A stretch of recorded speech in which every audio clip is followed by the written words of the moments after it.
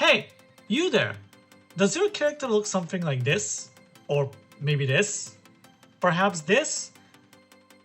If so, there's no shame in that. Even though a decent chunk of the people watching my channel are maxed, based on the fact that, well, many players are in general, I want to help those who aren't maxed however I can. Are there better ways to do so than to create a very obscure tier list for a part of the progression that will only save you a few weeks or a few months at the very best? Arguably yes, but I'm currently in a time scramble, so that's the best I got for now. Let me start with a brief explanation of the tiers.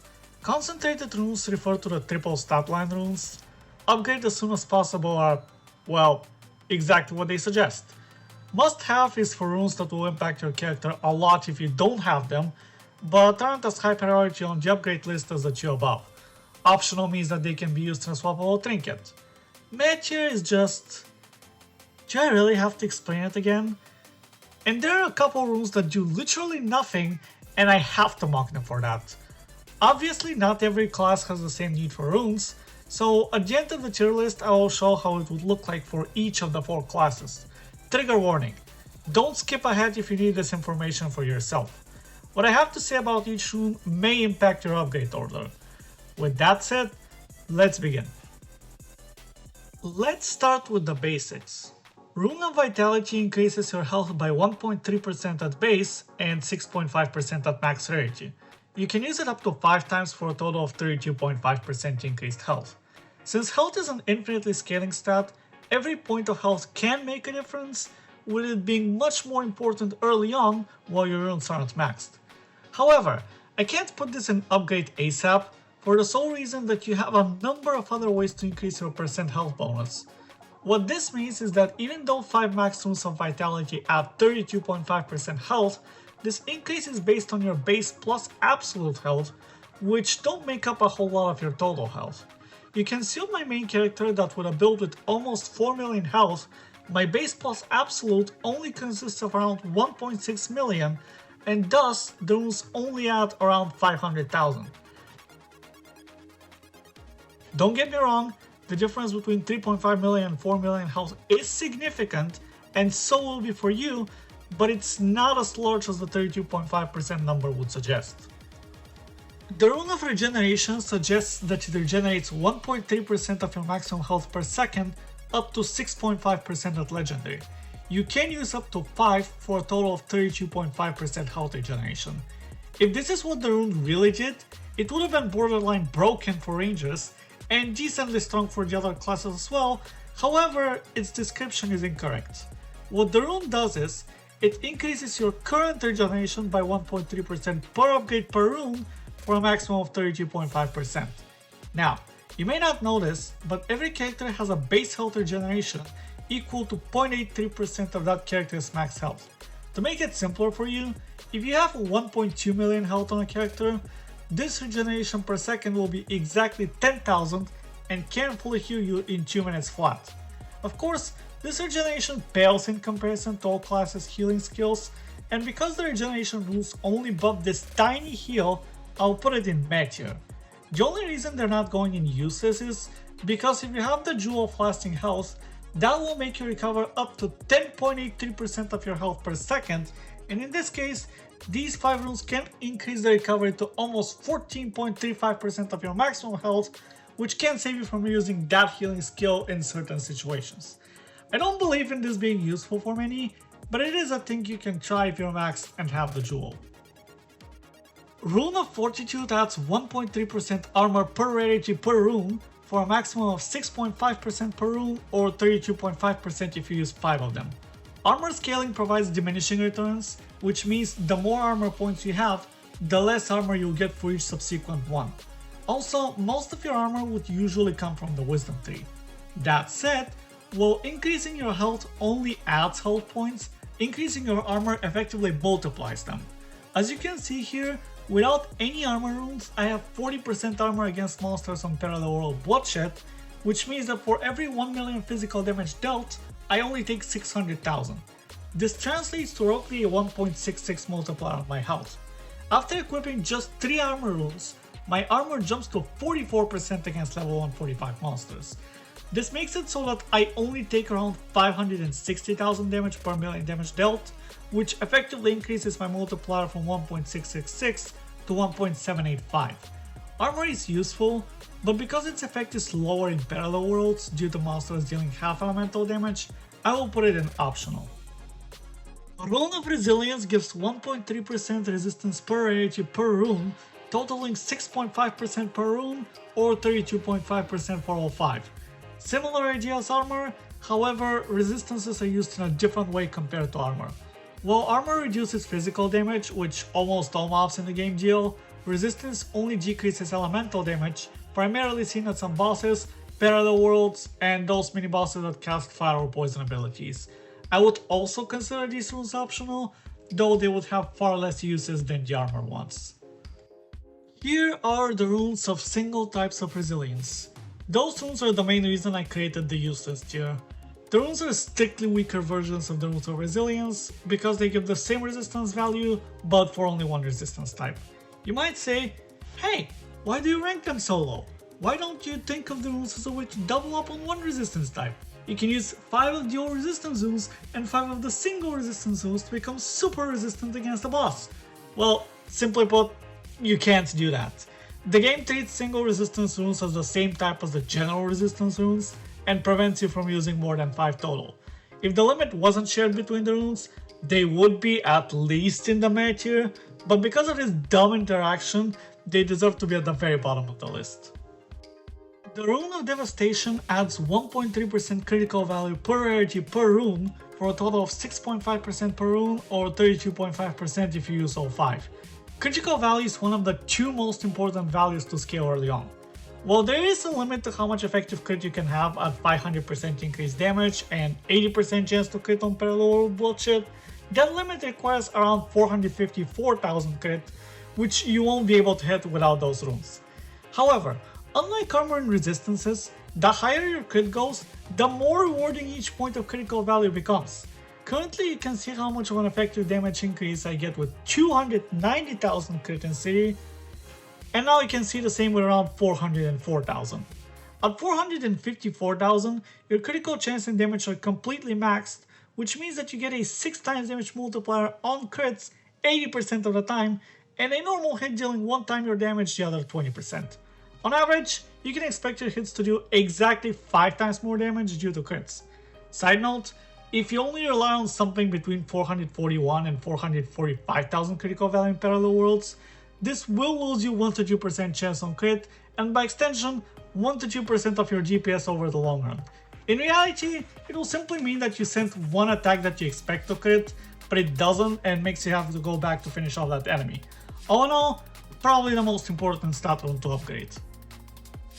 Rune of Vigor increases your damage by 1.3% per rarity per rune. This totals 6.5% damage per rune or 32.5% for 5 runes. Damage runes generally suffer from the exact same problem as health runes, which is that 32.5% damage is not as much as you think. Given you're using essences permanently and later down the line also a damage pet, your absolute damage makes a very small part of your total damage. Granted that damage is more useful than health most of the time, the damage runes are not a super high priority to upgrade early on. There are a number of stats and utilities you want to upgrade before damage, and I would consider health to be the more important stat, so put the Vigor runes at the bottom of must-have. A Rune of Persistence adds 1.3% to your block value per rarity per rune. Each rune caps out at 6.5% block, and you can use 5 for a total of 32.5%. Block scales the same way crit does, which means that low block is almost unnoticeable, and the higher it goes, the more impactful it is. The idea of reducing 80% of incoming attacks' damage down to 1/6 of their original damage sounds fun, but is completely unnecessary with the amount of buildup required. In fact, you can't even scale block as much as crit, because there are so many more things that buff crit that simply do not exist for block. Low block in particular barely does anything, but because in the very end game one block item can sometimes make a difference, I'm putting this rune in meh. Rune of Celerity increases your attack speed by 1.3% per rarity per rune for a maximum of 6.5% per rune or 32.5% for 5 runes. Attack speed can directly increase your DPS and mobility if below 4, and if your attack speed is close to 4, upgrading the runes can help you reach 4.001 or higher, which will allow you to passively gain plus 100% damage on the map as long as you keep fighting.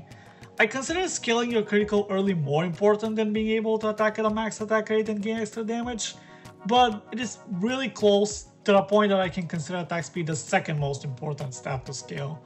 For Dragon Knights it's a bit different because of the passive 50% attack speed increase, but the good news is, at 4.501 attack speed, the 100% damage buff stacks faster, and even faster for every 0.5 attacks per second stat, for a maximum of 6.501. So, regardless of your class, if you can't upgrade your crit and you don't have at least 4.001 attack speed, make sure to scale it up. For Dragon Knights, 4.501 or 5.001 is a good stop for you. Rune of Acceleration increases your movement speed by 1.3% per rarity per rune, for a total of 6.5% per max rune and 32.5% if you use all 5. Being able to move fast is what makes the game playable for players who have already maxed one character and play a second one. Fast movement is also important for stack-based builds to keep their stacks between monsters. Movement is even important for those who are actively getting carried, since the whole group can only switch maps as fast as their slowest member. Conveniently, there is only one equipment type that gives any reasonable movement speed, so a good amount has to come from the runes. Even though movement runes could be replaced later on for one of the concentrated runes, it is generally a good idea to keep them even at this point and just replace movement speed gems and enchants. But for players who upgrade the basic runes, those are definitely going in the upgrade ASAP tier. Rune of Efficacy increases either your rage, your mana, your concentration or your steam pool by 1.3% per rarity per rune, for a maximum of 6.5% per rune or 32.5% for all 5 runes.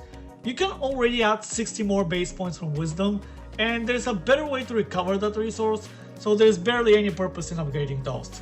If you have the trinket slots to spare, you can use 5 common runes or higher rarity if you drop some, but I wouldn't consider upgrading them. This is where the tier list will start to differ for all classes. As for Spellweaver, it's essentially meta to use the Blood Mage talent, which nullifies all mana costs and makes these runes useless, whereas for the other 3 classes I could justify a meh placement simply due to there being a better alternative. Speaking of better alternative, the Rune of Recharging regenerates 1.3% of your rage, mana, concentration or steam per second per rarity per rune.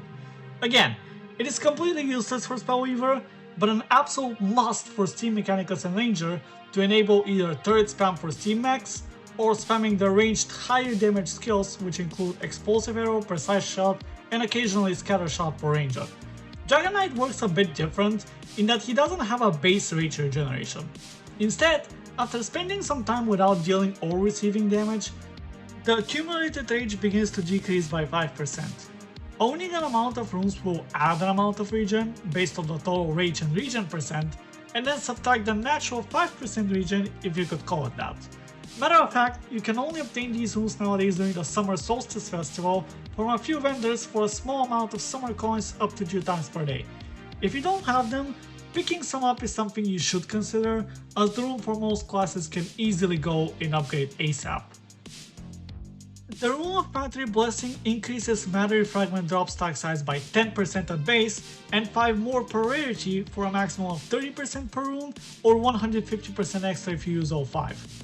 There are precisely 3 uses for Materi Fragments worthy of consideration, and those are the 11.5k Materi for the Underworld questline, 60k Materi for the daily 150 IPs you can get from Salvender, and a one-time purchase of 1 million Materi for an emote. For the questline, you probably don't even have enough runes to have the choice, but for the other 2, these runes can save you a lot of time. As a bonus, this rune and the next 2 runes on the list are very cheap to upgrade, and since you need to have 15 runes upgraded to extraordinary rarity to be able to craft legendary runes, those can be used as a way to unlock the last rarity for cheap. Aside from that, those runes are only optional, as they only really matter when farming Materi portals in parallel worlds, and not so much anywhere else. The Rune of the Wisdom Seeker increases Wisdom drop stack size by 10% at base and 5 more per rarity for a total of, once again, 30% per rune and 150% if you use all 5. If your wisdom level is lower than 244 for Spellweaver and 259 for the other classes, you can use the extra wisdom to reach the levels for the important points faster. By the time you're upgrading runes, chances are your wisdom won't even be level 100, and at this point you urgently need wisdom for the base stats. So if your wisdom is less than 259, you should upgrade them ASAP, otherwise they don't contribute to you. The Rune of Insight increases experience drop by 2.5% at base, scaling up 2.5% at improved, and 5% for every other upgrade, for a maximum of 20% more XP at max, usable up to 5 times. If you need more XP and have the goal to upgrade it, use it. If you're level 100, melt it. Simple as that. It goes in Materi. The Rune of Andermant Fever is the first of many runes that boost group talents, and as such only work in groups of 2 or more players. This rune increases the Andermant drop stack size by 1% per rarity and can only have 1 copy equipped. This rune is always at least a bit beneficial to every group member, but its effect is limited due to a secret upper bound limit the game has on Andermant gained from groups specifically.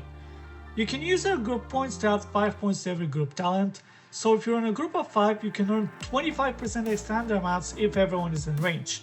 If the rules were uncapped, 5 players with Andermant rules will be able to get a total of 50% increase to the base stack, but the existence of an absolute limit of 30% prevents that from being the case. As such, you can either play in a group of 3 and have every player use it, or in a group of 5 where only 1 player has it, and it will have the same effect.